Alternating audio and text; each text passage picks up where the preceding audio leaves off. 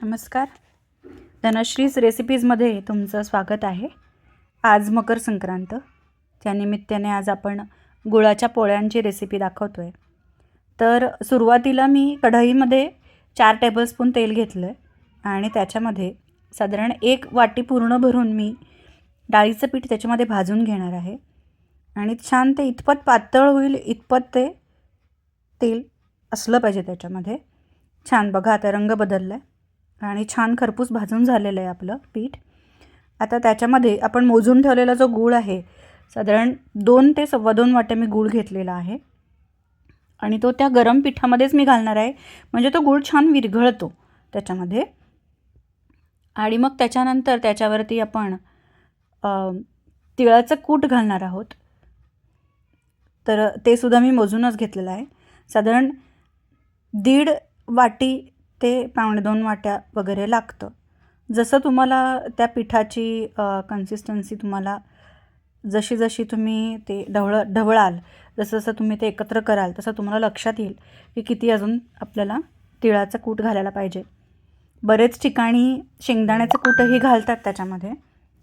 तर ते तर आपल्याला काही, मी तर घालत नाही, कारण तिळाचं कूट घातल्यानंतर पोळ्या खमंग होतात. बऱ्याच ठिकाणी ते घालतात.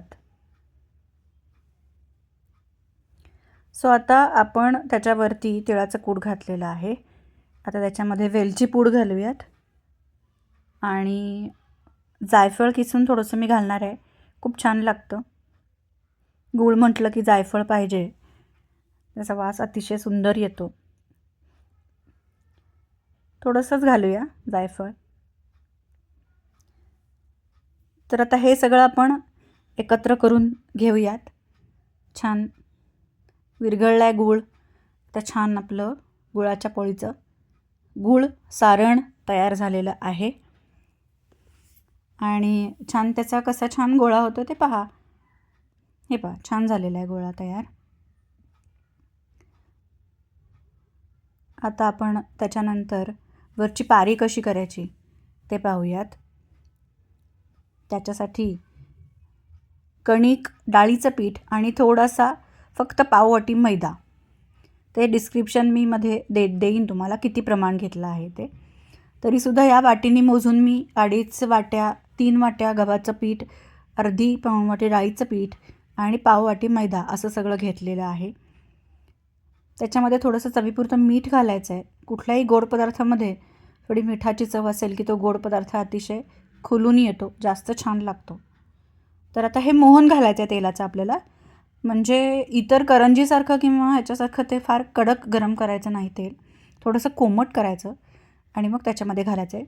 साधारण इतक्या मोजून घेतलेल्या वाट्यांना साधारण 5 ते 6 टेबलस्पून मी तेल घातलेलं आहे. आता हे छान सगळं मिक्स करून आपण ते मळून घेऊयात.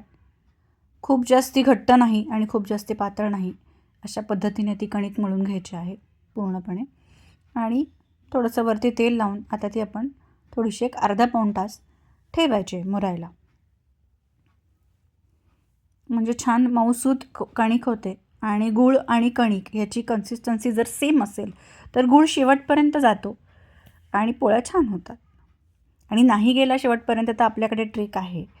तर तसंही कडा थोड्याशा गुळाच्या पोळीच्या थोड्याशा जाड होतात. सो त्याच्यासाठी बाजूनी आपण कसं करणार आहोत ते मी दाखवलेलंच आहे पुढे. तर सारण थोडंसं कोरडं होतं म्हणून थोडंसं दूध लावून मी त्याचे गोळे करून घेतलेले आहेत. तर आता पोळ्या आपण करायला घेऊया. ते छोटे छोटे त्याचे गोळे करून घ्यायचे, कारण 2 पाऱ्यांच्या मध्ये आपल्याला गूळ घालून मग ती पारी लाटायची आहे आपल्याला. 2 छोटे छोटे गोळे केलेले आहेत मी, बघा या साईजचे साधारण करायचे.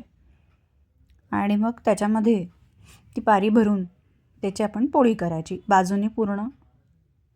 ह्याचं आता मी सगळे गोळे करून घेते. त्याच्यातले 2 गोळे घेऊन आपण आता लाटायला घेऊया. थोडंसं लाटण्यासाठी मी तांदळाची पिठी घेतलेली आहे, चिकटू नये म्हणून. छोटी पारी लाटताना तर काही पीठ जरूर नाही, वाटलंच तर तुम्ही लावा.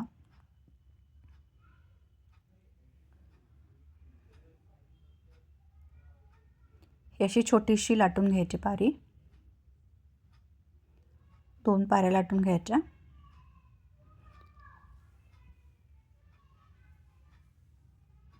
घेतलेल्या आहेत. चला आता त्याच्यामध्ये आपण गुळाची जी गोळी करून ठेवलेली आहे ती आपण घालूयात.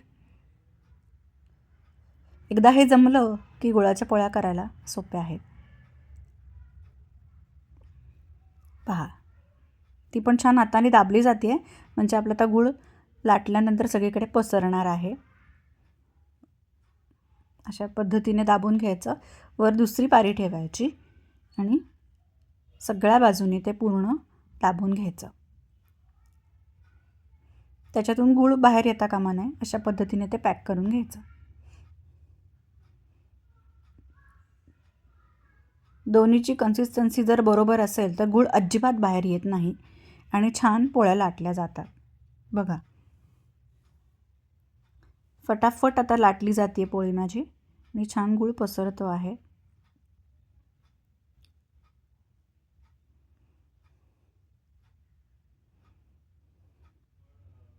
कातनं मी जवळ घेऊन ठेवलेलं आहे, जे आपण करंजीसाठी वापरतो.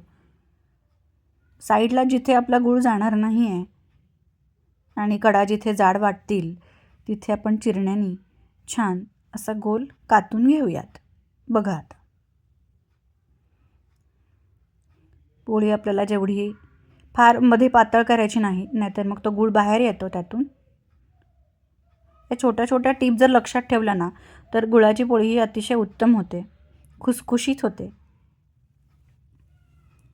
पहा, आता मी जिथे जिथे बाजूनी तुम्हाला दिसतंय की जिथे गूळ नाही गेला आहे शेवटपर्यंत, तिथे मी आता कट करून घेणार आहे, म्हणजे ते जाडही होत नाही आणि छान आपली पोळी छान दिसते.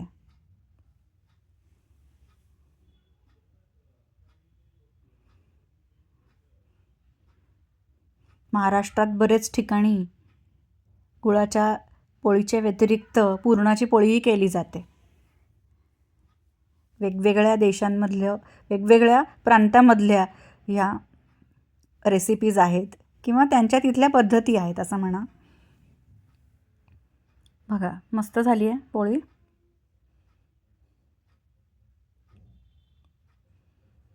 छान आता ती फुगती आहे.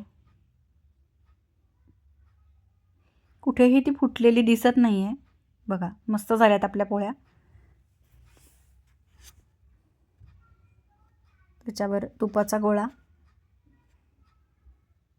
चला, असाच पोळ्याच्या निमित्ताने गुळाचा गोडवा तुमच्या नात्यामध्ये असाच राहू दे. चला, आपल्या गुळाच्या पोळ्या तयार आहेत, भरपूर झालेल्या आहेत. तर ह्या आणि अशाच पारंपरिक जर रेसिपी तुम्हाला जर पाहायच्या असतील तर धनश्री रेसिपीजला नक्की नक्की लाईक, शेअर आणि सबस्क्राईब करा. आणि तिथे बेल आयकन असेल ते दाबायला मात्र अजिबात विसरू नका, म्हणजे तुम्हाला अशाच छान छान रेसिपी पाहायला मिळतील. नमस्कार.